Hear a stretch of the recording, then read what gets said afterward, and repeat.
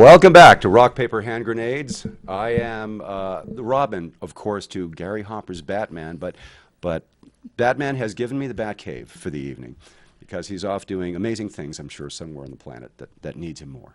So, so here at Rock, Paper, Hand Grenades, as you know, we bend with the wind, it never knocks us down. So I'm going to be helping introduce you to somebody that, as far as I'm concerned, and a lot of other people too, this state sorely needs in the State House, serving in a very, very key position.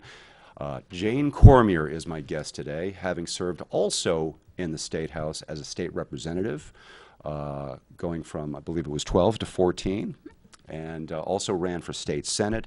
Very well versed in the way the legislature here in the state runs, as well as the executive branch too. As far as I'm concerned, one of the best and brightest we have. So she is running for the Executive Council, which is a unique construct we have in this state. Executive Council is something not every state has. It's 5 people that are elected and every 2 years, and they advise the governor on lots of things, not the least of which, of course, are big contracts that the state gets involved with, a lot of money and all that kind of thing. So there's a lot of scrutiny, a lot of reading, and a lot of good judgment that goes into the job. So Jane, welcome. Thank you very much, Eric. Absolutely. It's a pleasure to be here with you tonight. And it's a pleasure to have you. A lot of respect. Jane is also, by the way, an accomplished vocalist, singer, operatic and other styles too. Teaches vocal instruction. And choral. And yeah, choral, at the yeah. Founders Academy. Yeah, exactly right. A wonderful school. Yes, absolutely. I'm familiar with. I've got my eyes on that. So, so terrific. Well, I'm glad you're here. I'm glad you're here on the show. New Hampshire needs to hear more about the ideas that you're bringing to the table because, let's face it, there's been a few shenanigans here and there from time to time. You think? You know, and it often escapes the radar because the media pays attention to what they pay attention to, and they're not always in the room when these big decisions are made and these pieces of advice are given, sitting down with the governor and whatnot. So if you would, tell us a little bit about the Executive Council, its role in our state. Absolutely. Well, Okay. the Executive Council is put into 5 districts, and we are the only state that has an Executive Council. And it comes from the Revolutionary War period, if you can believe it.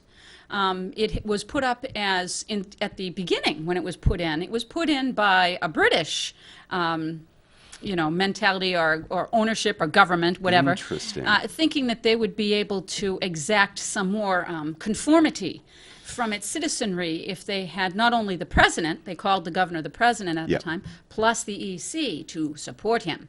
But being good New Hampshireites, we soon figured out that game. And the Executive Council then reverted back to actual 5 New Hampshire-driven citizens. Right. And since that time, the institution stands as is. It was a firewall, or it is a firewall, in the executive branch to ensure that the executive branch, the governor, doesn't go off the rails, that the governor is true to serving the public of New Hampshire in its best interests. So the Executive Council gets to be the vessel through which the governor appoints all of the agency heads, the Attorney General office, members of the New Hampshire Supreme Court. Sure. That's really important. And also vets the bidding process for New Hampshire state contracts, and then votes on those contracts themselves. So unfortunately, I think a lot of people are rather don't really know, aren't versed really in how important the Executive Council is. But when I decided that I wanted to get back into the race in some capacity, and I did my research, I saw this as an opportunity in many ways, not the least of which, is to inform the public that the Executive Council is their means to take back their tax-paying bank that New Hampshire spends in this great monopoly game. And That's a great metaphor. No kidding. We're playing Monopoly. And unfortunately, with other people's money. With our money. That's our money. We're the bank, folks. And I would like to make sure that the bank is treated appropriately in the process, because while we're giving out $5.2 billion in tax-paying funds through the Executive Council in these contracts, I am not sure that the best interests of the New Hampshire taxpayer is being served. So we're trying to get the word out in the district. We have 19 communities. Concord, of course, is one of those communities. Right. And I have visited all of them, and we will continue to visit all of them, bringing the message that you need to, let's pay attention here. This is an opportunity, because right now we do have two conservatives serving on the executive council, in Councilor Dave Wheeler Yeah. and in Joe Kenny.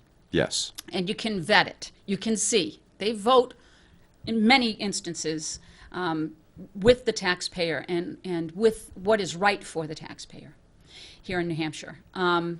This open seat now, because Pappas has decided to go off to greener pastures, is open. So if we can fill it with a true constitutional conservative, we can change the culture. We can start to change the culture, and we can start to have a debate and a discussion that is very different from what is happening right now. And very overdue, some might say. Very much so. So you mentioned that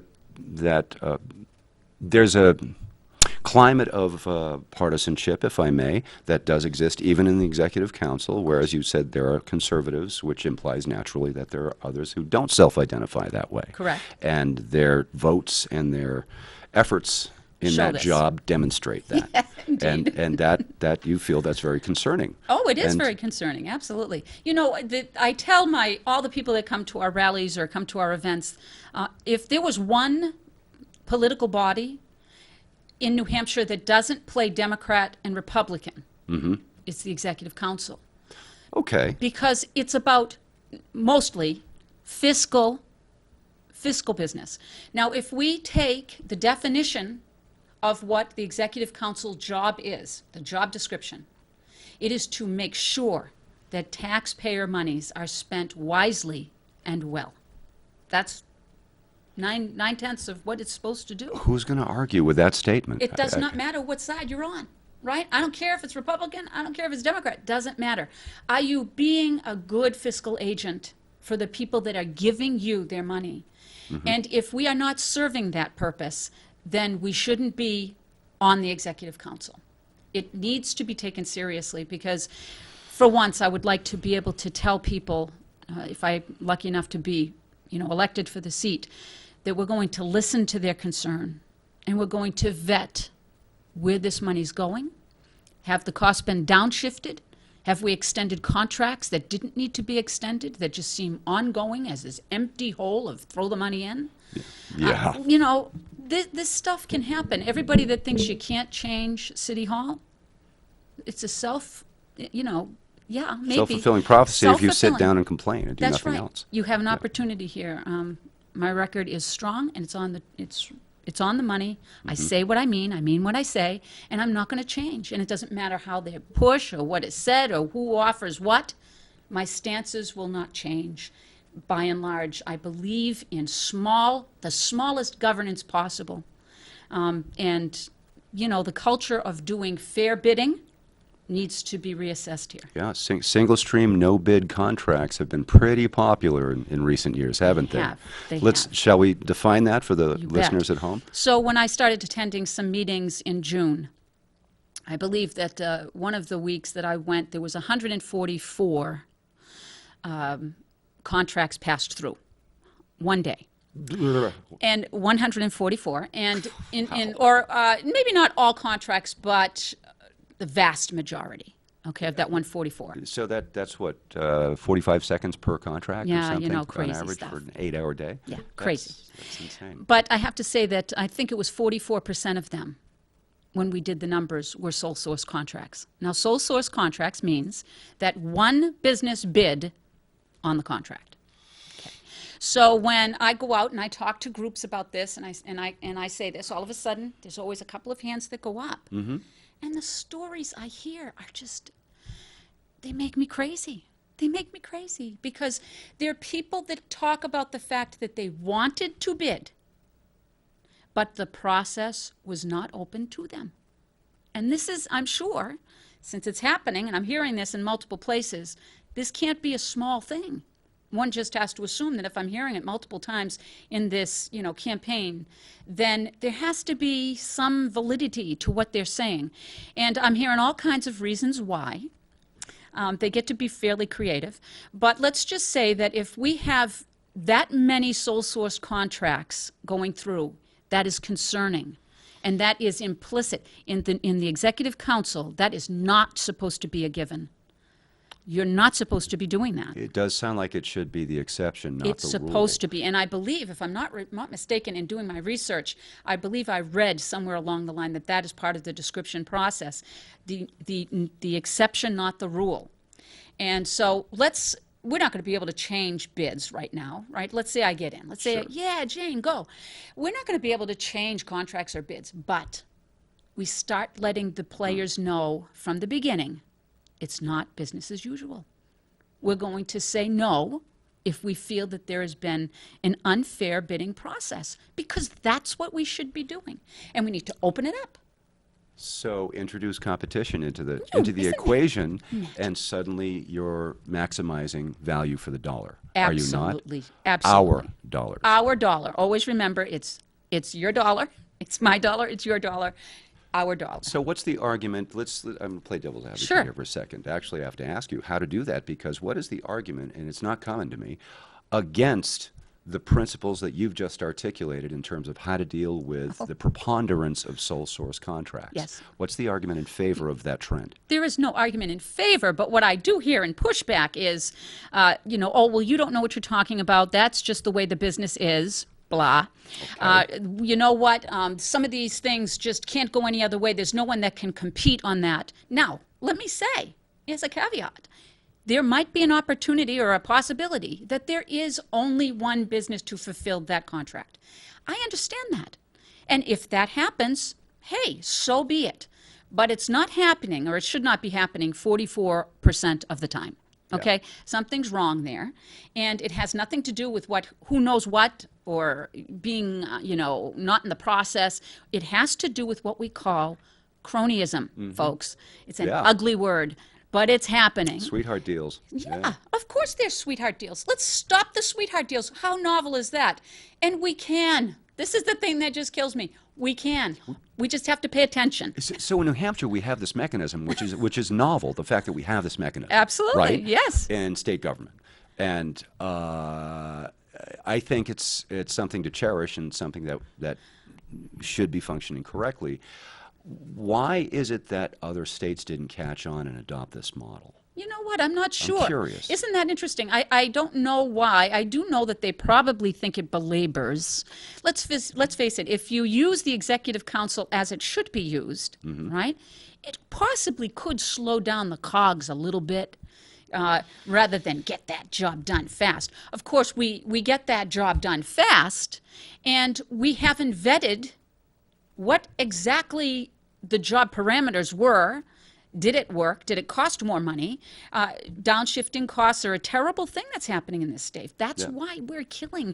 Do you know how many people? Now, I'm not in the legislature, so we're not talking about putting in bills, right? People have to understand that. Right. Nothing to do with this. But do you know how many people come and talk to me, phone calls, texts, and they all say the same thing, really concerning to me. I'm having a really hard time paying my tax bill. I don't know if we're going to be able to keep our house. I can't pay the taxes on my farm. Okay, so the executive council cannot directly help that. But it's all this other stuff that's happening behind the scenes that's causing those property taxes to go up because we're not covering the bill. Yeah, so downshifting means municipalities have to pick up the tab. Yes. And if the state won't do it. Right. And so you end up with people with these dilemmas, and they have a family homestead, and now they're challenged to even keep it. And it's sad, because I'm telling you, Eric, it's sad to see how much this is happening. My heart goes out to those folks. It's not an easy thing, because there's no real, there's no cure in sight. There doesn't seem to be a solution in sight.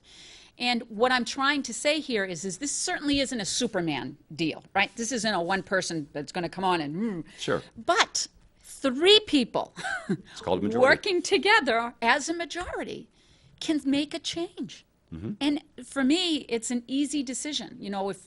If you're really looking for someone that's going to go in there that doesn't have a dog in this race, I have no big business connections.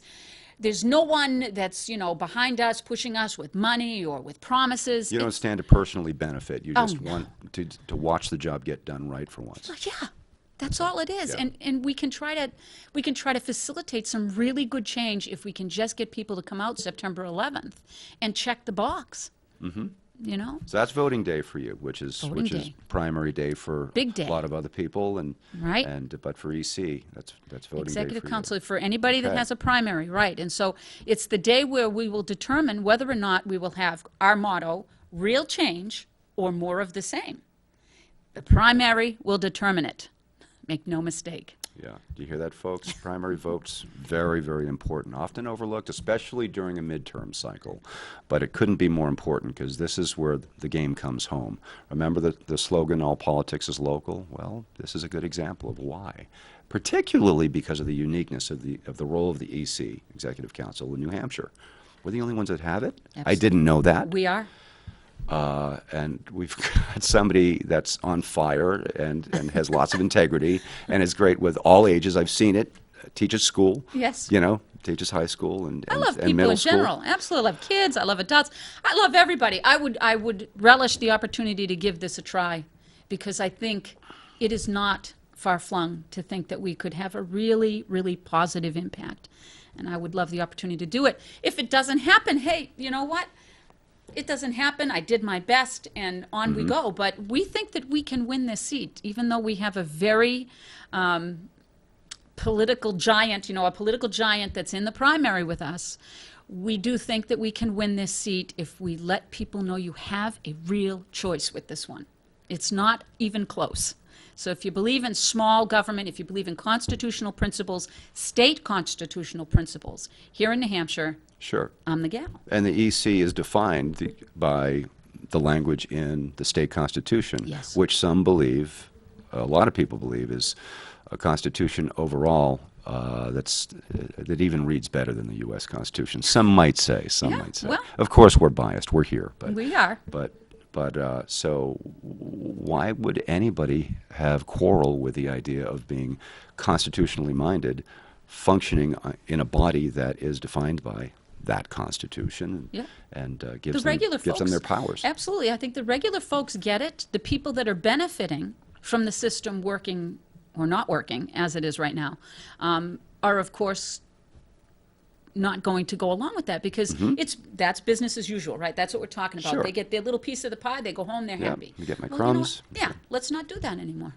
Let's be fair with the pie because we can and we should, So, If you're not sold by now, I don't know how to help you. For what it's worth, I am also running for office and on a much different, coming from a much different ideological spectrum elsewhere in the state, and we won't get into that right now. But despite that, I know Jane. I've gotten to know her a little bit over the last several years, and was proud to be one of her endorsers. And so I'm happy to go on record, even as a Justice Progressive, saying this person's responsible and will be responsible with your wallet. So, thank you very much. I yeah, appreciate that. I'm very proud to say it. Music. Yes. I just wanted to bring it up because I'm impressed with your talent. Oh, my. I'm in the arts. I know you are, absolutely. I've done a lot of musicals. I enjoy it. We are simpatico. I could use some training. Ah. Got to work on the range. I want to add another maybe 4 steps Okay. to my upper register. Oh, very easy to do. If I can do that. Yeah, and without straining here. Which is the trick. Head, voice, diaphragm, the whole thing. Yes. But do you want to talk about that a little bit? I just Yeah, thought I'd bring it's it up. sort of- yeah, it's.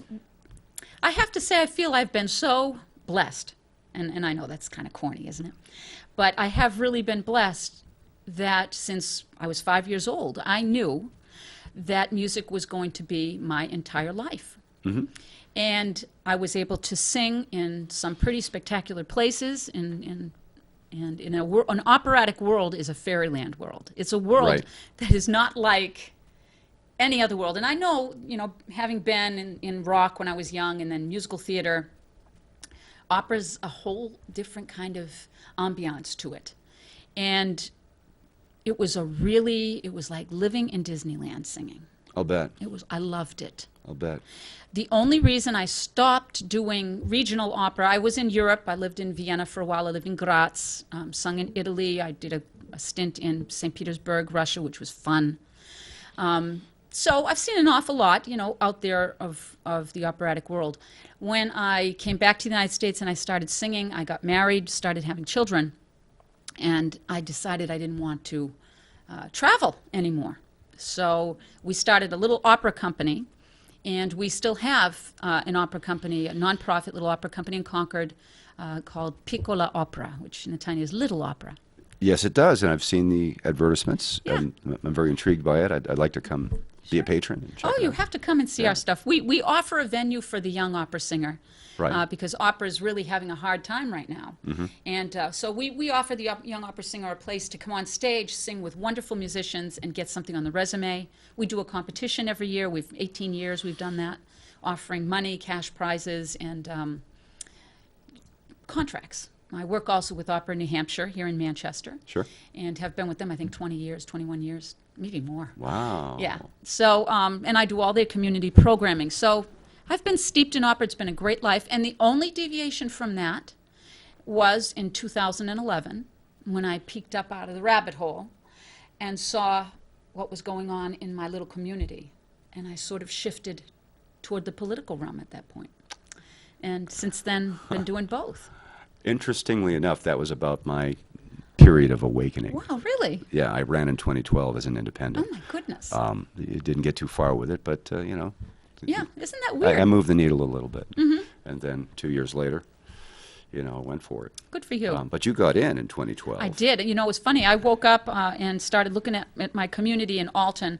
We had a Republican in there that was voting Democrat like crazy. And he just kept getting elected and getting elected. And I said, you know what? I think I'm going to run. And he laughed at me. He literally laughed at me when he found out. And how nice. he actually offered to pick up all my signs when I lost. And so that really kind of... Wow, what great sportsmanship. Yeah. This was before it was over, right? Oy. And so that really lit my fire, so to speak. Yeah, and I wouldn't say that to you. Yeah, no. He lost by 70% of the vote. So, Okay, yeah, then. we won, and we won big. And after that, I went on a tour of New Hampshire for 2 years. We spoke on people's private property rights. We Sure. spoke against Common Core. We spoke on HUD, against HUD and their little tentacles that they bring into their communities. Mostly, not all the time, but there were some really nasty things going on with HUD at that time here in New Hampshire. Huh. And so we were very active getting the word out on small government and liberty issues. Sure. After that, I ran for Senate in 2014. I did not win. We lost by 400 votes in a brand new territory. It really was... A brand new territory. Does that Brand mean new. it was redistricted? No, something? I moved from Alton to Hooksett. Oh, I see. Yes. So brand recognition was not established I wasn't yet. as known, I think, in As the well south. known, sure, Yeah, in the sure. south of the state, north of the state, and Concord, I think. But it wasn't meant to be. We lost by about 400 votes. It's not a lot in a 60,000 Certainly wasn't. person district. People were very surprised, actually. yes, that's in any case, pretty close. after that, I took on as president of New Hampshire Right to Life, and I fulfilled my 3-year term with them until December 2017. And at that point, that's when I decided to jump back in for executive council. Brilliant. Brilliant. Brilliant. That's the whole story. That's it, and it is quite a story. It's what I relate to about it is that, as you know, I too am involved in the arts and Yeah. in my own way, and we've talked about the films that I've done here on this show and plays and whatnot. And I also historically have come at policy making from a very similar mindset and a very similar perspective. Yes. So we share that as well. Yeah.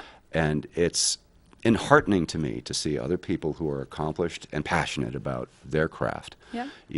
and have been all over and done a lot of things in that way, but taking that unique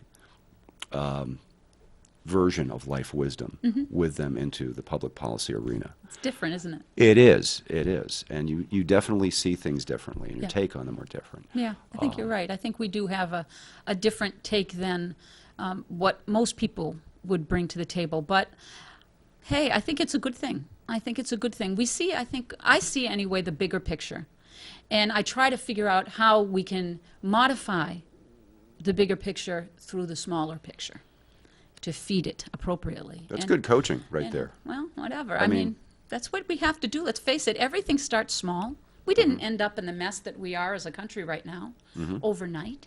it happened in small incremental movement Yep. toward the left, toward huge bloated government, toward, not standing by liberty, not standing by personal liberty. We keep, going the wrong direction.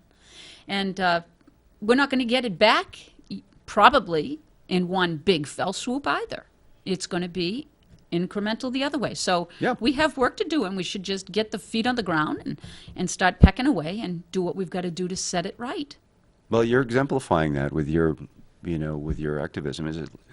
And I call it activism because I think it comes from a place of genuinely wanting to get involved, to leave the place better than you found it. Absolutely. Right? What good is there if we can't do that? I mean, as those of you that know this, of course, you'll chuckle, but those of you that don't, they don't pay you much here in New Hampshire as a legislator. On the EC, I'm not sure how that works. A little bit, bit. but it's in no way comparable to our good friends to the south.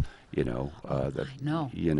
that our neighbors to the south, and other states too. So it really is a labor of love, and you got to really care about your home and your family's future and all that kind of thing. So kudos to you for trying. I see that you brought your campaign. Well, I always bring it material. with me because occasionally, if people ask me all the towns, I can't Yeah. seem to memorize the 19 towns appropriately. I always drop one.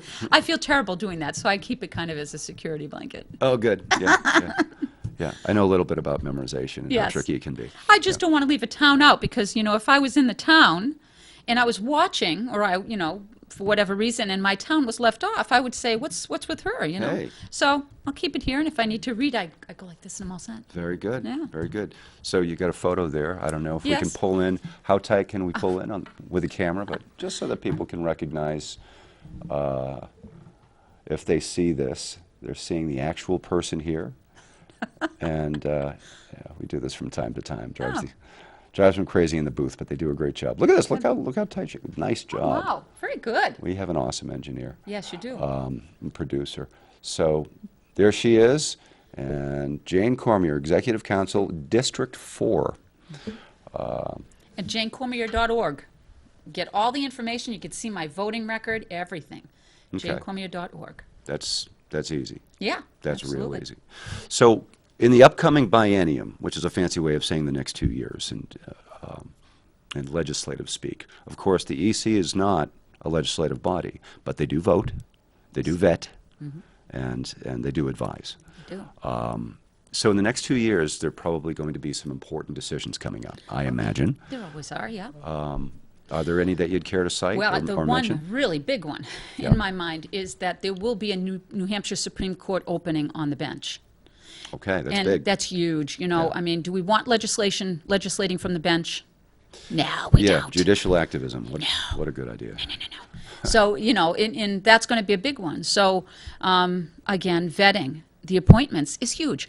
Most people don't think about it. Again, when I started out doing this, I was just looking at the three things that the exec, I can do that. And then I started really getting into it, and my mind is blown by the depth of this. It's an avalanche of Council. information. No kidding. Yeah. But when you start to look at it and you see the 300 new appointees went through the Executive Council these past 2 years.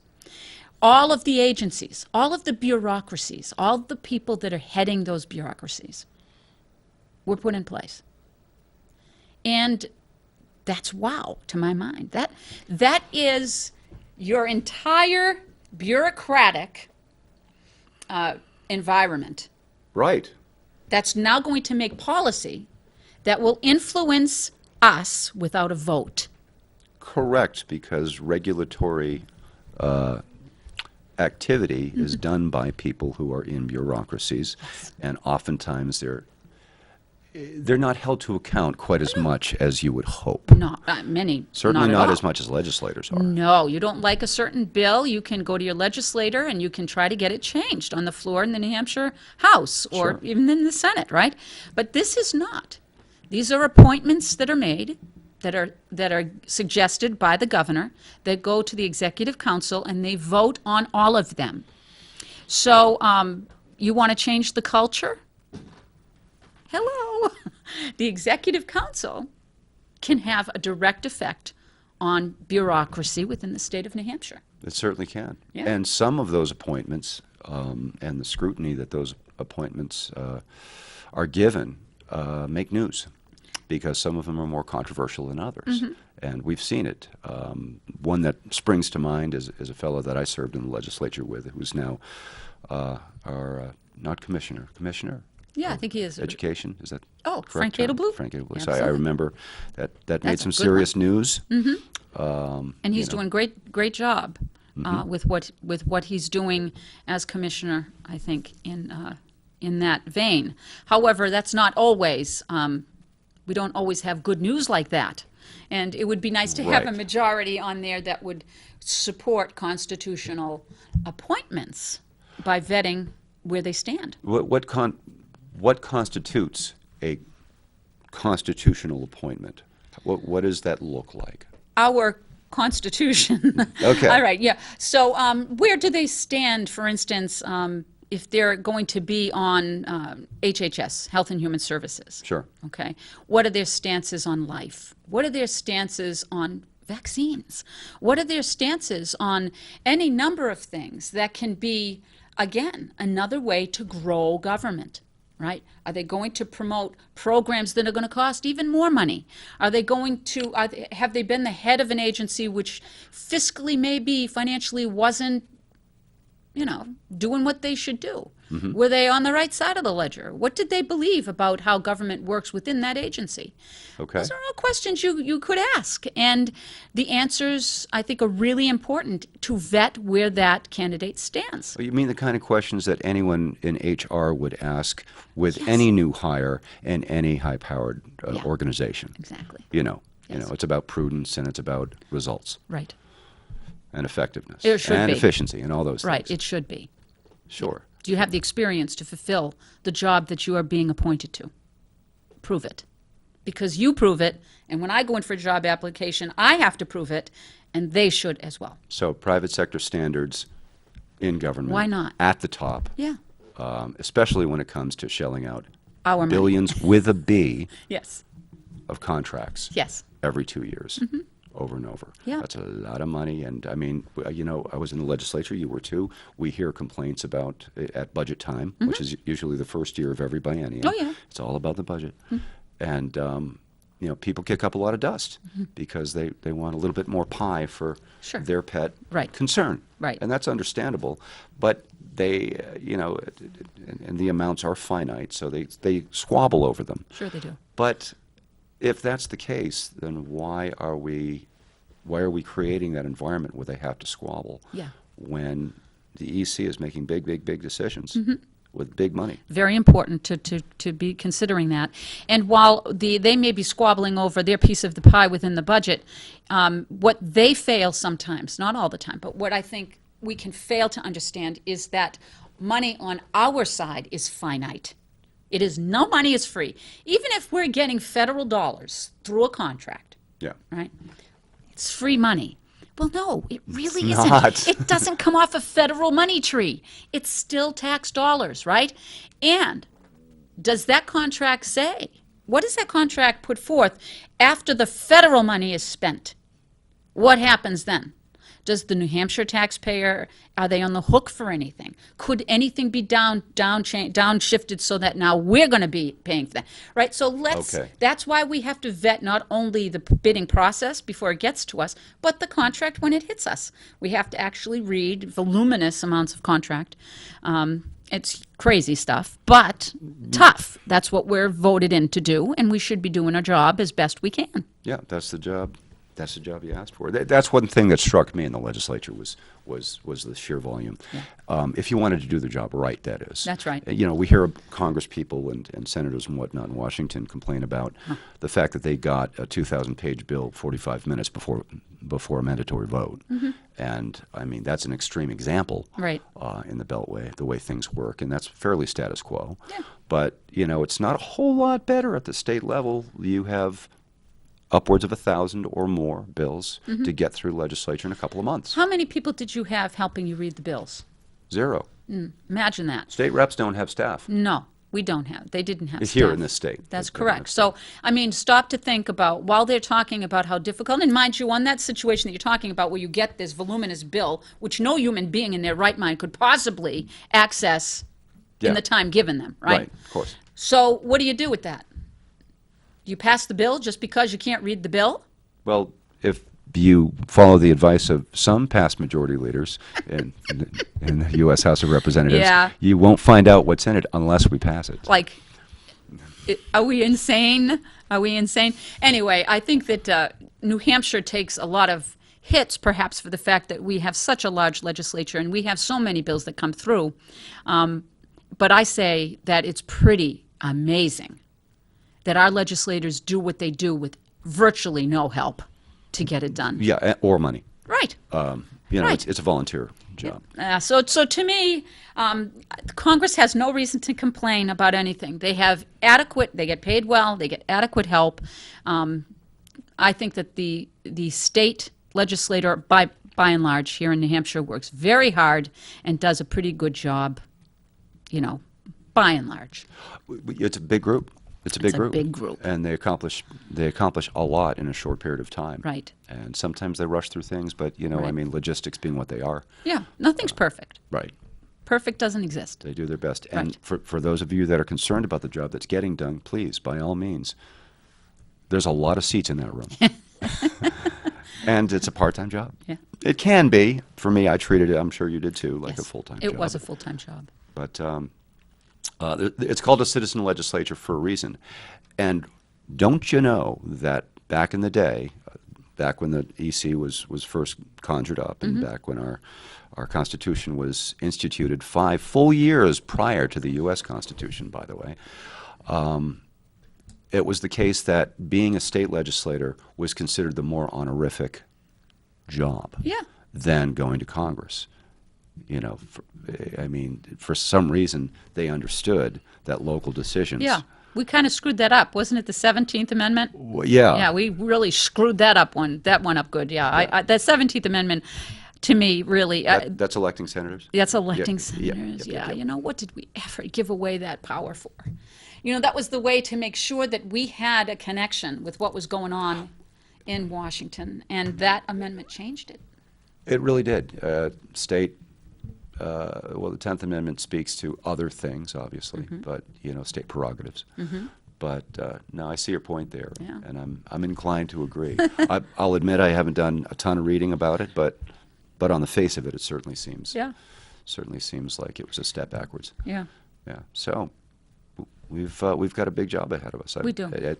You're running for a very important seat. I'm going to be doing some nifty things. Yes, you're coming going to up be. and- So, what is this? Justice Progressive. Tell me. how'd you hear that? Well, you just said it this Which- when we went on the air. You mentioned something Oh about my! being a Did I Justice let that Progressive. cat out of the bag? No, yes. Yeah. I am running. Hopefully, I'll be a candidate in CD1 for Congress as a third-party candidate, and Okay. the name of that party is a conjured name. It's not an actual party out there, but it's very similar. It's a close cousin to an existing political initiative that's been going on for several years in this country, and that initiative is entitled Justice Democrats, and it was formed by a lot of the key campaign apparatus from the Bernie Sanders campaign and a lot of the folks from the Young Turks online politics and commentary Okay. enterprise that they've got there, and they do a nice job. Cenk Younger and a bunch of people. I mean, I haven't always shared views with or the same political agenda, but I respect that they're doing what they're doing. So they got together after 2016, and what occurred within the Democratic Party, which caused a lot of hair to stand Yes. up on the back of a lot of people's necks, and those of that ilk. And I share a lot of social policy sympathies because I have a libertarian background, so I understand.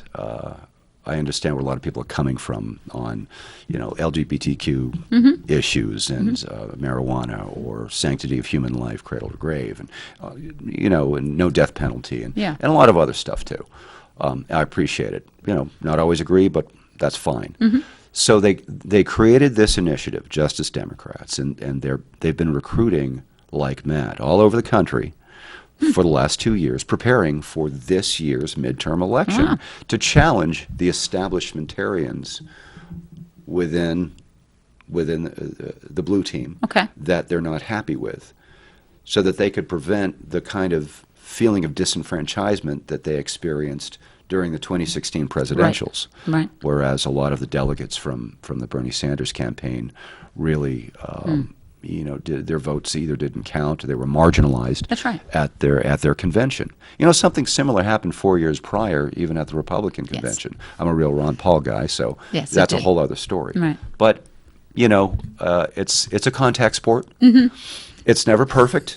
It's an unfolding story. Yes, it is. And no big club is perfect. It's Yes. going to have leadership issues and some jostling and disagreements. Right. So anyway, that's what happened then 2 years ago, and it ignited this initiative to challenge establishmentarians that went heavy towards Hillary during that election cycle. And so I've kind of jumped on that bandwagon for my own reasons. Because I do believe, and this isn't just a bumper sticker, that if the system doesn't work for everybody, whether I agree with the whole slate of political aims and the whole agenda or not is secondary, if the system doesn't work well with integrity for everybody, then everybody loses, even if it's the other side of the aisle having the problems. Okay. So I'm jumping in so that somebody out there is going to be articulating a lot of the goals and a lot of the social goals and economic goals and what have you that are probably going to get ignored and swept under the rug and once again, as ideas, marginalized by whatever most likely more establishment type Democrat wins the nomination for CD1 in this state. Once the smoke clears and they're done taking shots at each other and grossing out the electorate with all the negative campaigning being stuffed into mailboxes and on the airwaves, there's going to be this fatigue, this voter fatigue after September 11th. And then they have a nominee. Right. And then it's all about unity. Right. Well, there will still be some bruised toes. Yes, always are. And there will still be some long memories about what happened 2 years ago on that side of the aisle and what people feel about it and why they don't want to see it happen again. So that's what this initiative is, the Justice Democrats. I didn't go with that name because voter confusion could have occurred with that name alongside the Democrat column on the ballot. Okay. And our Secretary of State, who's a very good man, a very devoted public servant, felt that way too. So in deference to his wisdom, I went with Justice Progressives. Now, does that necessarily articulate chapter and verse my every belief politically? Some of the time, no. No. But I'm stepping up to do something that nobody else is doing. Right. Because once There's a vacuum. there will be a vacuum. And that conversation needs to be had from the debate stage.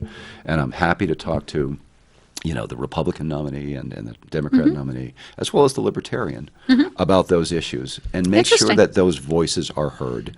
Whether or not I stand a snowball's chance, that's secondary. It's about a public conversation that needs to be had. Right. That's the process. Yes, that's the process, and that's a good thing. Yeah. That's the way it's supposed to actually work. Yes. We're not supposed to just have only some people in this debate. Whatever the debate's supposed to be, everybody's supposed to be able to participate, and that's 100% what we're about. Yeah, the official coronated mouthpieces, that may or may not speak for everybody in the tribe.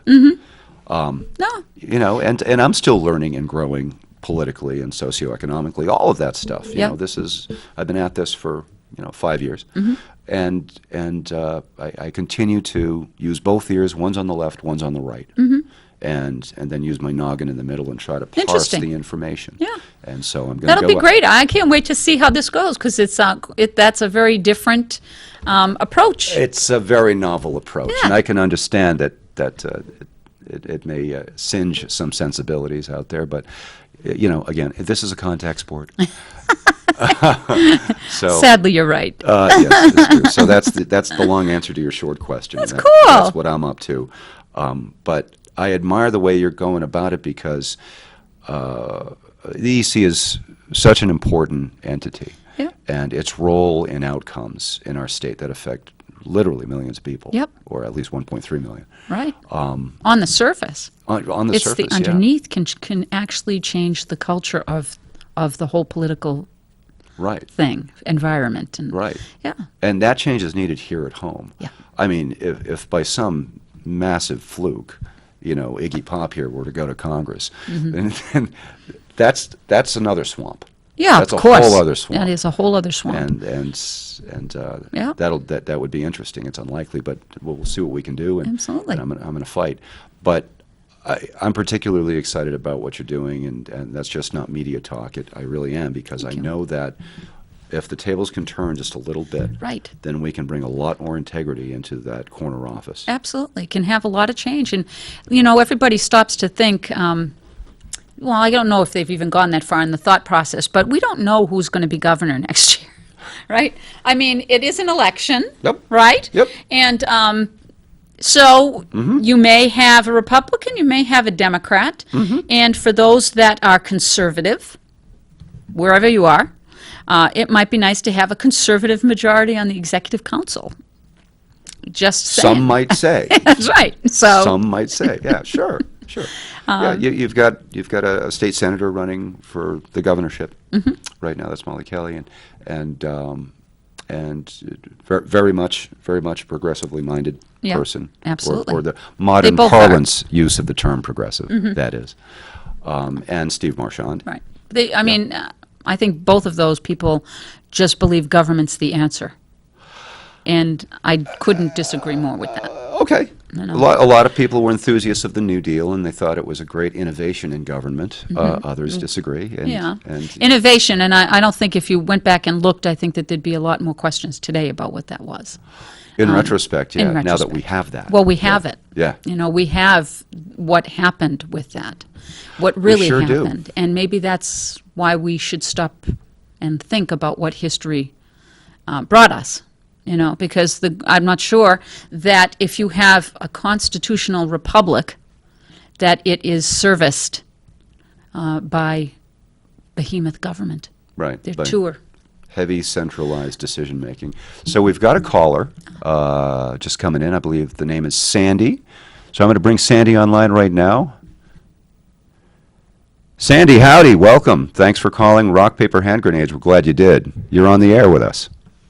Hi, Eric. Yes, and indeed. Jane Cormier. Yes. I like this lady.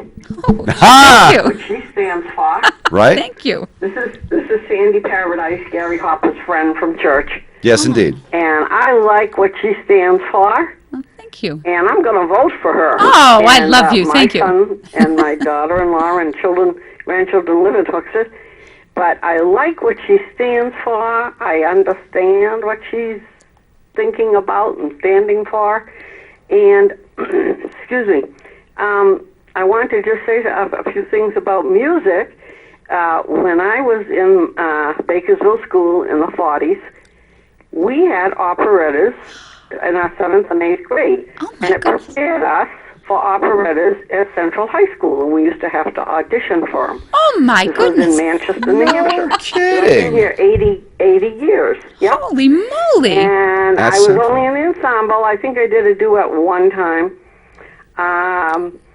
And then I started working, and so I got out of chorus, and I got out of operettas. But it was fun. Yeoman of the Garden, the Mikado, and so on. Beautiful. With Mr. McAllister Holy moly, that's At, great.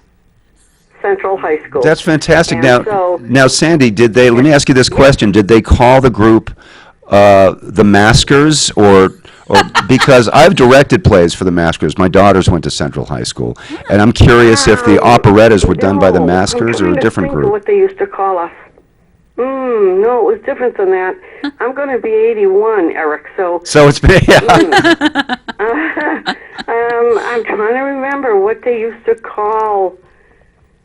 I know what you mean. By, Yeah, it's a long-standing group, but either way, it's cool that they did those things. Now, I have to ask you, It was because any of us that were into because some of us were too short to make the basketball teams. We made them sure. in junior high, 7th and 8th, and then we were too short, 5'4", 5'3", and so some of us had halfway decent voices, I guess, because we had to audition it with Mr. McAllister with a piano, and then he would pick us. That's awesome. And it was kind of nice because we had football players, we had baseball players, In those days, it didn't.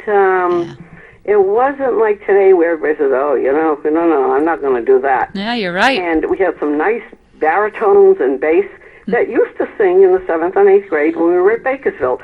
Our 7th and 8th grade teachers happened to be music people, loved music people, loved music, period. And then I just want to go back. It might have been the Maskers. Was it the Maskers? Maskers? Yeah, that's the group I'm familiar with. I know they've been there a long time. They've got quite a legacy. That's a long time. Yeah. It's a long time for me to think back there. And then I'm so happy that... So we're both alumni. And then That's good. my 4 children, and then my daughter was president of chorus at Memorial, and she sang Beautiful. all through her 4 years, and she had more of an alto voice, and she sang a lot of Lionel Richie and all kinds of different things in graduation and so on. And then she married a young man who played the guitar, and then all her children played musical instruments, all strings. And then her daughter was going to be a music teacher. She only has 1 daughter, 3 sons. The daughter played violin for 9 years, thinking of being a music teacher. Wow. She's going to go to Gordon. She's taking music therapy, but she's also taking something else because she wants to go with special needs children. Well, look at the legacy. Look at the legacy, Sandy, that you started by it's like being involved in this, and now your whole family. That's the Paradise side of the family, and then the Dubases, the Conley family, the grandfather there played the oboe and the French horn and English horn in the New Hampshire Philharmonic. So there's music amongst both families from grandparents down, which was kind of nice. And it ups everyone's quality of life, doesn't it? Encourage them, because if they weren't real good athletes, but they wanted to do something after school, they wanted an activity, Sure. and they happened to come out with kind of nice voices. And one of my grandsons played in Phantom of the Opera, and those 4 children are in Goffstown now. Those 4 children live in Goffstown. They've been there 26 years. Well, That's you know pretty what, good. Sandy? Make sure you tell your family. I'm in Goffstown, too, so tell your family to vote for me. Oh, you are? You're in Goffstown, too? Okay. Yes. Yeah, absolutely. Oh, yeah. They've been there 26 years. The Conley family Wow. on Jasmine Lane. Awesome. That's fantastic. And I travel all the way to the Congregational Church there every Sunday. Wow. And that's how I met Gary Hopper. There you go. All right, it came full circle. There it is. I love it. Yeah. Sandy, I But appreciate your love calling Jane. in. I love everything that this Jane Cormier stands for. And I've got to get a pamphlet from her or something and Sure. pass it on to my children and my grandchildren. 2 have graduated from college. One still lives, one lives in Manchester. Have someone in your family look up the website. Yeah, that Jane mentioned. janecormier.org. janecormier.org. All right? I'll look for it, Sandy. Thank you. Sound good? Cormier.org. .org. All right? Yeah. Okay, fine. I will do that. Thank you. And Eric, I'm glad what you're doing. 2 of my college kids are Trying to make the world a better place. and that's who I worked for. Terrific. I stood at the polls for 5 hours. It was very cold, but they asked me. They told me what they thought and everything. And those 2 were in college at the time, and from Goffstown too. So, well, I'm Awesome. just saying I love what this lady stands for, and I was on the school board 14 years, and so. Then you ought to I've been know. in politics. I've been in politics since I was about 30. My father loved politics and Awesome. used to drag me everywhere. And I began Sandy? to like it when I got older. I hate to stop you there, but we're running out of Yeah, time no, here no, on the it's just show, more and yellow. I'm so I'll let grateful you you go. called in, said what you had to It's say. been very interesting, but I'm definitely going to vote for this lady, and I'm going to... Great. You hear that, everyone out there? I don't know. Good. Get some people together. Sandy, Bye, thanks Sandy. again. Thank you very much. God bless you. Have a great night. Take care. All right, Take care. bye-bye. So there you have How it. sweet, Look at huh? the impact that Very sweet. that you've had. I'm sure she speaks for a lot of people. So she telling us the story about her family and how music affected her family, and we're both Yep. involved in that world too. Reminds me of a Winston Churchill quote. Why it popped into my head, I don't know, but okay. he was venerated for what he did for his country Yeah. in his time, and also for his exemplary speaking skills.